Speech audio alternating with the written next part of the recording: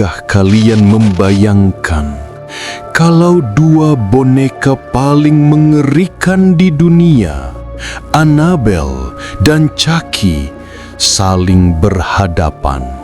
Siapa yang akan menang dan siapa yang akan jadi korban berikutnya?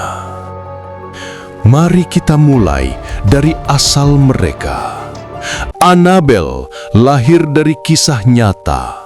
Boneka ini benar-benar ada, disimpan di Museum Okultisme milik pasangan terkenal, Ed dan Lorraine Warren.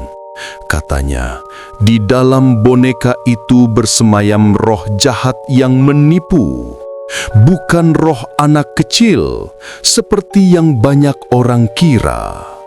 Annabelle tak bergerak seperti di film, tapi siapapun yang menantangnya sering berakhir dengan kecelakaan, kesialan, bahkan kematian.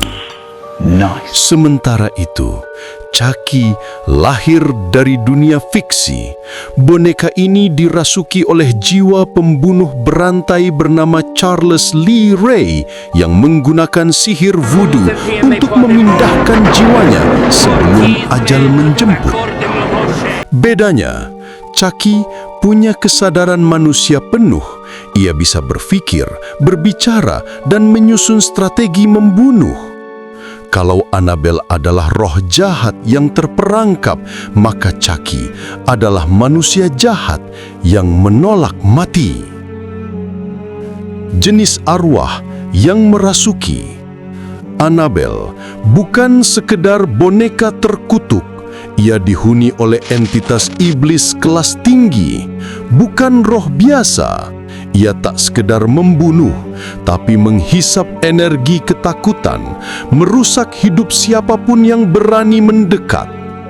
Sedangkan Chucky hanya jiwa seorang manusia kejam. Tapi jangan pernah remehkan Dira. Ia cerdas, licik, dan tidak bisa ditebak.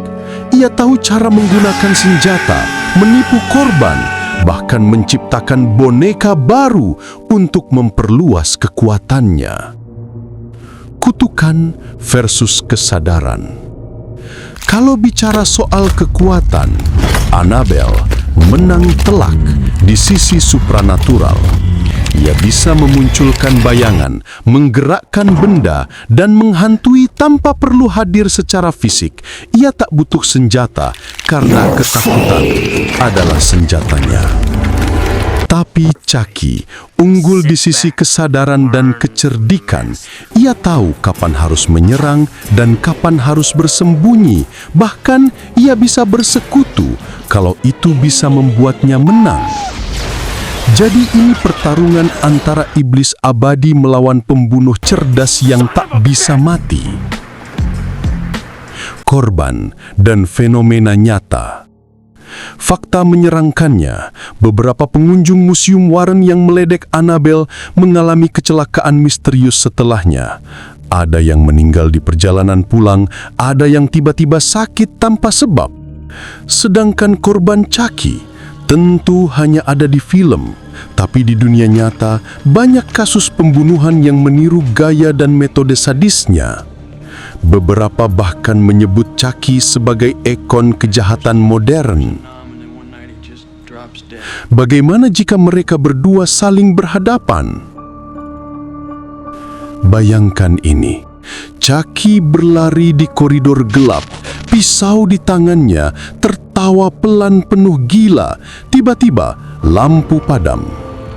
Di ujung ruangan, Annabelle duduk diam di kursi, memandangnya tanpa mata yang hidup. Chucky mendekat, tapi ruangan berubah, dinding retak, lantai bergetar. Ia terjebak di dunia ilusi, ciptaan iblis. Pisau di tangannya terbang sendiri, menancap ke tembok. Ia tertawa, tapi suaranya perlahan memudar karena iblis di dalam Annabelle mulai menelan kesadarannya. Pertarungan berakhir bukan dengan darah, tapi dengan teror jiwa. Jadi kalau bicara kekuatan murni, Annabelle jelas menang. Tapi kalau bicara strategi dan kecerdikan, Chucky masih punya peluang. Nah, sekarang giliran kamu yang menilai. Menurutmu, siapa yang lebih mengerikan? Arwah nyata yang bersemayam di Annabelle atau pembunuh berjiwa gila di dalam Chucky? Tulis pendapatmu di kolom komentar dan jangan lupa pastikan boneka di rumahmu tidak berpindah dari tempatnya malam ini. Jangan lupa subscribe channel ini dan aktifkan loncengnya agar tidak ketinggalan di kisah horor berikutnya.